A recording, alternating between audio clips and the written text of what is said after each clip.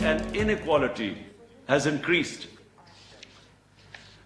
Excellencies, we in Pakistan realize that we must prevent our people from dying from the virus and from hunger. We face these twin challenges like a lot of the developing world. We pursued a people and poor-centric approach, and doing this very difficult balancing act, saving lives, securing livelihoods, and at the same time stimulating the economy. An extremely difficult balancing act. And despite our financial constraints, my government allocated an unprecedented $8 billion to support the poorest and the most vulnerable households. Excellencies, the COVID-19 pandemic is not over. We must ensure that our people secure the earliest possible access to vaccines being produced, but on an affordable and equitable basis. The vaccine must be declared a global public good, because actually no one will be safe from the virus unless everyone is safe.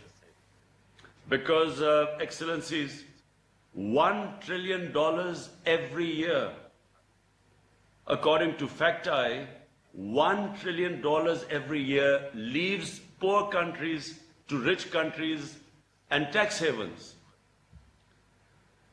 Excellencies, apart from its health and economic consequences, the COVID crisis has exacerbated the manifestations of religious discrimination, xenophobia, and Islamophobia in various parts of the world.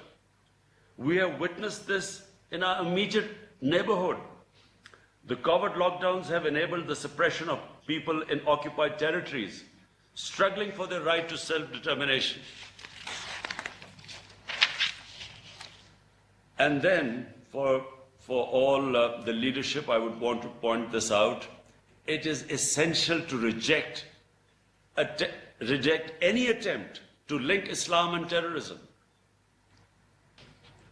We must mobilize the national and international resources required for this purpose.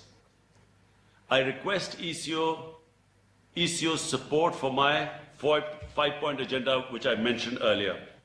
Second, we must adopt a plan to build resilient healthcare systems to respond to such crises in the future. We must possess the capacity to produce the medical equipment and medicines essential to respond to chronic and infectious diseases. Third, we must develop an integrated transport network to facilitate both intra-ECO trade and serve as a pathway for trade between the major economies to the east and west, north and south.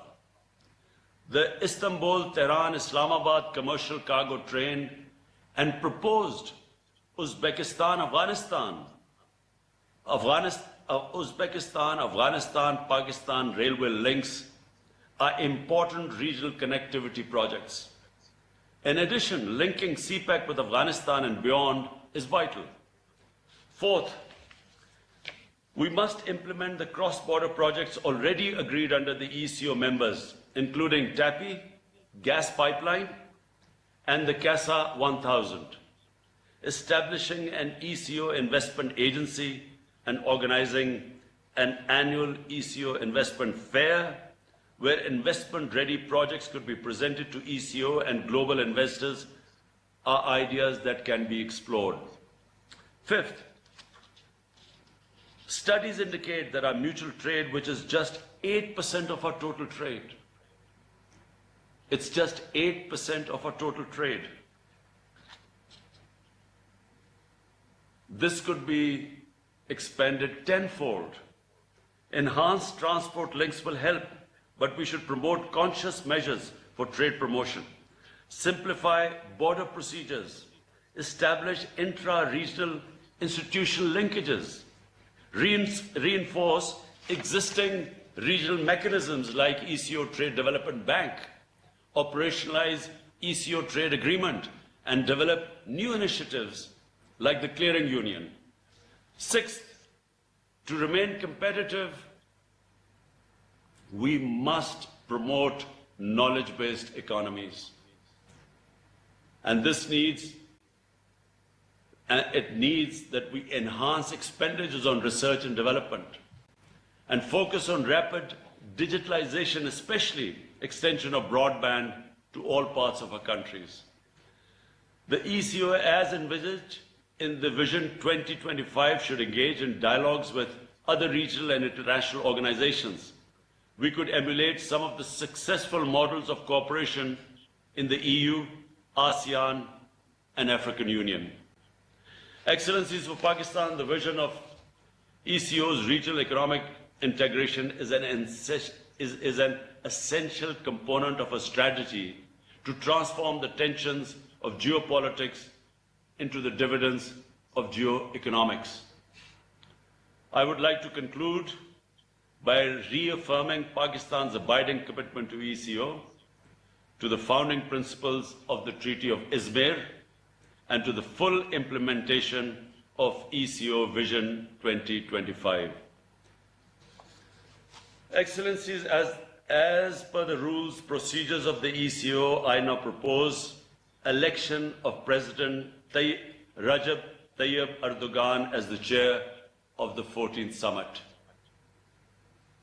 I congratulate His Excellency Recep Tayyip Urdgaan, President of the Republic of Turkey, on his election and give him the floor to carry the summit forward.